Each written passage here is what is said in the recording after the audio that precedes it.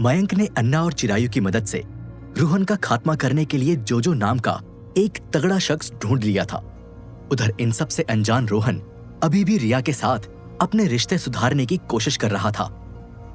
रिया शाम को जैसे ही अपने ऑफिस का काम निपटाकर कैबिन से बाहर निकली, रोहन फिर से उसे मनाने उसके सामने खड़ा हो गया। रोहन को अपने सामने देख रिया ने गुस्से से मुंह फेर लिया। रिया, और कब तक नाराज रहोगी? मान जाओ ना।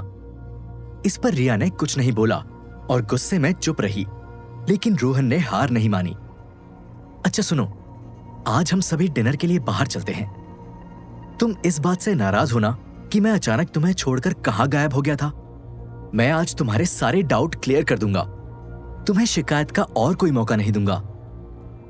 रोहन की यह बात सुन रिया का गुस्सा थोड़ा कम हुआ और वो रोहन को देखते हुए इस बारे में सोचने लगी। रोहन को भी लगा अब बात बन जाएगी। ऐसे में उसने पास ही सोफे पर बैठे हितेश को भी रिया को मनाने का इशारा किया। हाँ मिस रिया, अब मान भी जाओ। वैसे भी बहुत दिन हो गए हम सब साथ में डिनर पर नहीं गए। हितेश रिया के पास आकर बोला। तभी चेतन भी वहां आ गया और बोला, मिस रिया, कम से कम आप रोहन को अपनी सफाई देने का एक मौका तो दीजिए। एक बार सुन लीजिए वो क्या कहना चाहता है। अगर उसकी बात में दम नहीं हुआ तो आप क्या, हम भी उससे बात करना छोड़ देंगे। इतने सारे लोगों के एक साथ मनाने पर रिया ने हाँ में अपनी गर्दन हिला दी और बोली, ठीक है, मैं डिनर पर चलूंगी। ये सुनते ही रोहन खुश हो गया, जिस पर रिया बोली, लेकिन अभी से इतना खुश मत होना। मैं अभी भी तुमसे नाराज हूं। मैं भी देखना चाहती हूं डिनर पर तुम ऐसा क्या करते हो कि मेरी सारी शिकायतें दूर हो जाएंगी। इतना बोल रिया वहां से चली गई। दरअसल वो भी रोहन को एक मौका और देना चाहती थी, क्योंकि इतने दिनों से वो भी रोहन से खुलकर बात करना और हंसी मजाक करना मिस कर रही थी। रात के करीब 8 बजे रोहन, रिया, चेतन और हितेश डिनर करने एक रेस्टोरेंट आ पहुंचे। ये एक ओपन गार्डन रेस्टोरेंट था, जहां की हरियाली और लाइटिंग से लेकर डेकोरेशन और सीटिंग अरेंजमेंट तक सब कुछ बड़ा रोमांटिक और दिल को सुकून देने वाला था। रिया ने जब इस रेस्टोरेंट में कदम रखा तो उसका आधा गुस्सा तो ऐसे ही हवा में फुर्र हो गया। उसे यकीन नहीं हुआ कि रोहन की चॉइस इतनी अच्छी और रोमांटिक भी हो सकती है। इसलिए उससे रहा नहीं गया और वो रोहन से पूछ बैठी, ये रेस्टोरेंट तुमने चूज किया है? क्या पहले भी यहां किसी लड़की को लेकर आते थे? इस पर रोहन नर्वस होकर बोला, अरे नहीं नहीं, सच कहूं तो मैं भी इस रेस्टोरेंट में पहली बार आया हूं। वो तो मेरे एक जग्गू अंकल हैं। उनसे मैंने मैसेज कर पूछा था कि कोई अच्छा रेस्टोरेंट सजेस्ट करो, तो उन्होंने इस रेस्टोरेंट का एड्रेस दे दिया। तभी मैं कहूं तुम्हारी चॉइस इतनी अच्छी कैसे हो सकती है? रिया ने तंज कसते हुए बोला, जिस पर रोहन ने रिया को सच बताने पर रिग्रेट किया। यार, मुझे सच नहीं बोलना था। इससे अच्छा तो यही बोल देता कि हाँ रिया, मैंने ये रेस्टोरेंट खास तौर पर तुम्हारे लिए खुद चुना है। तब शायद रिया की नाराजगी दूर हो जाती। रोहन मन ही मन सोचने लगा, अब खड़े खड़े सोचते ही रहोगे या टेबल पर भी बैठाओगे? और ये मत कहना कि तुमने पहले से बुकिंग नहीं की।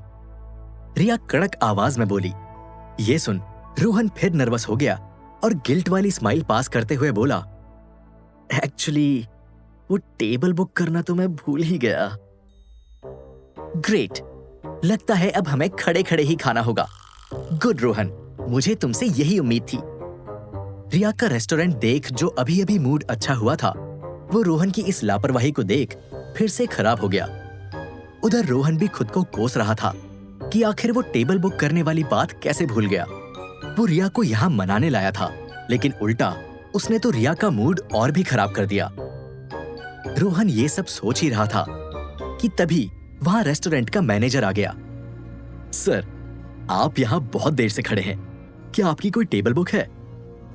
इस पर रोहन बोला, एक्चुअली हम टेबल बुक करना भूल गए थे। क्या आप कुछ अरेंज कर सकते हैं?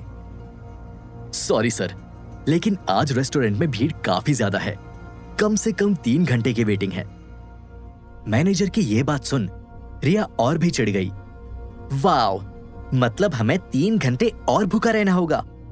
इतनी देर में तो मैं घर जाकर खुद खाना बनाकर उसे खा भी लूंगी। इतना बोल रिया गुस्से में रेस्टोरेंट से जाने लगी। अरे रिया सुनो तो, हम किसी और रेस्टोरेंट चल देते हैं। रोहन रिया को रोककर उसे मनाते हुए बोला, नो थैंक्स, अब मेरी भूख मर चुकी है। रिया गुस्से से बोली और जाने लगी। रोहन भी निराश होकर उसके साथ जाने लगा। तभी वहां एक सूट बूट वाला शख्स आया जो रोहन को देख हैरान रह गया। अरे रोहन सर, आप यहां? ये सुन रोहन उस शख्स को कंफ्यूज होकर देखने लगा। अरे शायद आपने मुझे पहचाना नहीं, लेकिन मैं आपको कभी नहीं भूल सकता। आज आपकी वजह से ही तो मैं इस रेस्टोरेंट का मालिक हूं, वरना पहले एक मामूली सा वेटर हुआ करता था। ये सुनते ही रिया के कान खड़े हो गए। उसने रोहन को पीछे किया और खुद उस शख्स के सामने खड़े होकर बोली, एक मिनट, आप पहले एक मामूली से वेटर थे और अब इस रेस्टोरेंट के मालिक हैं। और तो और इसमें रोहन का बड़ा हाथ है, वो कैसे? इतना बोल रिया उस शख्स और रोहन दोनों को सवालिया नजरों से देखने लगी। उधर रोहन भी उस शख्स को देख याद करने लगा कि ये कौन है। तभी वो शख्स रिया की बात का जवाब देते हुए बोला, मैं जहां वेटर की जॉब करता था वहां एक दिन रोहन सर खाना खाने आए थे। मेरी सर्विस से खुश होकर उन्होंने मुझे एक बड़ी टिप दी थी, जिससे मैंने अपना खुद का ये रेस्टोरेंट खोल लिया। शख्स की ये बात रिया को कुछ हजम नहीं हुई। अच्छा, आखिर ऐसी कितनी बड़ी टिप दी थी रोहन ने तुम्हें जो तुमने खुद का रेस्टोरेंट खोल लिया? रिया ने क्यूरियस होकर पूछा। ये टिप वाली बात सुनते ही रोहन के दिमाग की बत्ती जली। उसे याद आ गया कि ये शख्स कौन है। उधर वो शख्स रिया को रोहन की दी टिप का खुलासा करने ही वाला था कि रोहन बीच में आ गया और उसे रोकते हुए बोला, अरे याद आ गया मुझे, तो तुम वो वेटर हो। चलो, मुझे खुशी है कि तुमने अपना खुद का रेस्टोरेंट खोल लिया। वैसे क्या आप हमारे लिए एक फेवर कर सकते हैं? हम यहाँ खाना खाने आए थे, लेकिन टेबल बुक करना भूल गए थे। क्या आप कुछ अरेंज कर सकते हैं? अरे रोहन सर, इतनी छोटी सी बात, ये रेस्टोरेंट आपका ही तो है। आप बस 2 मिनट रुकिए, मैं आपके लिए इस रेस्टोरेंट की सबसे बेस्ट टेबल का इंतजाम करता हूं। इतना बोल वो शख्स वहां से चला गया। उधर रिया को रोहन का बीच में आना पसंद नहीं आया, क्योंकि वो अभी भी उस टिप की रकम के बारे में जानना चाहती थी जो रोहन ने उस शख्स को दी थी। ऐसे में रिया रोहन के पास गुस्से में आई और बोली, ऐसी कितनी टिप दे दी तुमने उसे जो उसने खुद का रेस्टोरेंट खोल लिया? इतना कहकर रिया रोहन को शक भरी नजरों से घूरने लगी, क्योंकि इसके पहले भी वो कई दफा ऐसी सिचुएशन अपनी आंखों से विटनेस कर चुकी थी जहां बड़े बड़े लोग आकर रोहन को इतनी इंपॉर्टेंस देते थे। रोहन भी रिया के हाव भाव देखकर समझ गया कि वो उस पर शक कर रही है। ऐसे में उसने बात को घुमाते हुए कहा, अरे मैंने तो उसे बस 10,000 रुपये ही टिप में दिए थे, वो भी इसलिए क्योंकि उसे पैसों की सख्त जरूरत थी। साथ ही मैंने उसे मेहनत कर खुद का रेस्टोरेंट खोलने के लिए मोटिवेट किया था, तो शायद उसने मेरी बात को सीरियसली ले लिया होगा और मेहनत करके ये रेस्टोरेंट खोल लिया होगा, इसीलिए वो मेरा इतना एहसान मान रहा है।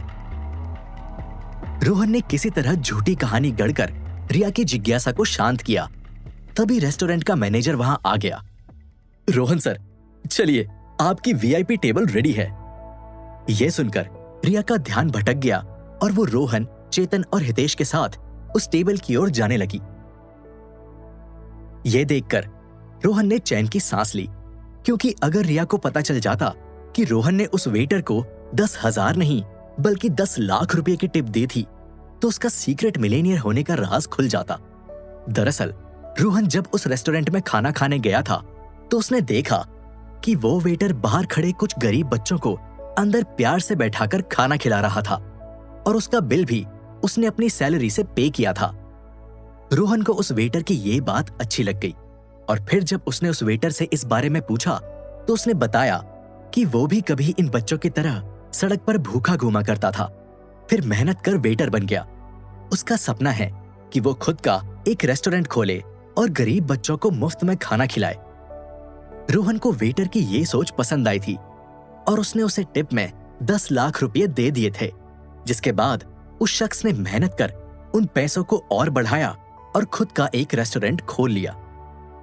रोहन के इस सच से अनजान रिया रेस्टोरेंट के वीआईपी टेबल मिल जाने से खुश थी। तभी रोहन ने रिया की कुछ फेवरेट डिशेस ऑर्डर कर दी और उसकी प्लेट में अपने हाथों से खाना सर्व किया। इतना ही नहीं, रोहन ने रिया को सॉरी कहते हुए गिफ्ट में चॉकलेट का एक बड़ा सा बॉक्स भी दिया। रोहन के इतने एफर्ट्स देखकर रिया का गुस्सा ऑलमोस्ट खत्म हो गया था। अब वो भी रोहन से हंस हंस कर बात करने लगी। अच्छा रोहन, तो अब बता दो, आखिर तुम सिंगापुर और मुझे छोड़ अचानक कहां गायब हो गए थे? रिया ने नॉर्मल टोन में स्माइल करते हुए पूछा। इस पर रोहन बोला, एक्चुअली मुझे किसी जरूरी काम से इंडोनेशिया जाना पड़ा था। रोहन ने फाइनली सारी बात रिया को बताने की ठान ली। जरूरी काम? कैसा जरूरी काम? रिया ने क्यूरियस होकर पूछा। अब उसे लगने लगा था कि मायरा ने रोहन और किंजल के बारे में उससे झूठ कहा होगा। रोहन को सच में कोई जरूरी काम आ गया होगा। रिया ने रोहन को माफ करने का मूड बना ही लिया था। उधर रोहन भी रिया को ध्रुव के किडनैप होने वाली बात बताने वाला ही था। एक्चुअली हुआ कुछ ऐसा था कि रोहन आगे कुछ कहता तभी उसका फोन बजने लगा। जब रोहन ने अपनी मोबाइल की स्क्रीन देखी तो ये किंजल थी। उधर रोहन के पास बैठी रिया ने भी तिरछी निगाहों से मोबाइल स्क्रीन पर किंजल का नाम फ्लैश होते देख लिया था। रोहन ने जैसे ही कॉल उठाया, सामने से किंजल बोली, हेलो रोहन, प्लीज तुम जितना जल्दी हो सके अल्फा लाइफ नाइट क्लब आ जाओ। Night club? वो भी अभी? लेकिन क्यों? रोहन कंफ्यूज होकर बोला। अभी पूरी बात बताने का टाइम नहीं है, बस तुम आ जाओ। किंजल जल्दबाजी में बोली। ये सुनकर रोहन को थोड़ी टेंशन होने लगी। ऐसा क्या हुआ? सब ठीक तो है ना? रोहन ने कंसर्न दिखाकर पूछा। मैंने कहा ना, मैं फोन पर सब कुछ नहीं बता सकती, तुम बस अभी आ जाओ। किंजल ने जोर देकर कहा। अब कोई नॉर्मल सिचुएशन होती तो रोहन किंजल के पास चला भी जाता, लेकिन अभी वो बड़ी मुश्किल से मानी रिया को छोड़कर नहीं जा सकता था। एक्चुअली मैं अभी थोड़ा बिजी हूं, इसलिए क्या आप थोड़ा खुलकर बताएंगी कि हुआ क्या है? रोहन ने इतना बोला ही था कि तभी कॉल पर से आवाज आई, पार्टनर प्लीज जल्दी आ जाओ, बहुत अर्जेंट है। ये ध्रुव था, जिसकी आवाज सुनकर रोहन और भी टेंशन में आ गया। अब उसके पास जाने के अलावा और कोई ऑप्शन नहीं था। ठीक है, मैं अभी आता हूं। इतना बोलकर रोहन ने कॉल कट कर दिया। फिर रिया की ओर नर्वस स्माइल देकर बोला, सॉरी रिया, वो अचानक एक जरूरी काम आ गया है, मुझे जाना होगा, लेकिन तुम लोग खाना खाओ, एंजॉय करो। हाँ हाँ जाओ, निपटा लो अपना जरूरी काम, रिया गुस्से में दांत पीसते हुए बोली। हालांकि रोहन टेंशन में रिया का ये गुस्सा समझ नहीं सका और वहां से नाइट क्लब के लिए निकल पड़ा। इधर रिया को लगा कि रोहन फिर से उस किंजल के चक्कर में उसे छोड़कर जा रहा है। अब उसे मायरा की बात पर यकीन हो गया था कि रोहन और किंजल के बीच जरूर कुछ चल रहा है। ऐसे में वो रोते हुए बिना खाना खाए उस रेस्टोरेंट से निकल गई। तो अब क्या होगा आगे? क्या रिया और रोहन के बीच ये दूरियां कभी खत्म होंगी? और किंजल और ध्रुव के साथ ऐसा क्या हुआ जो उन्होंने रोहन को फौरन आने को कहा? जानने के लिए सुनिए सीक्रेट मिलेनियर का अगला एपिसोड सिर्फ पॉकेट एफएम पर।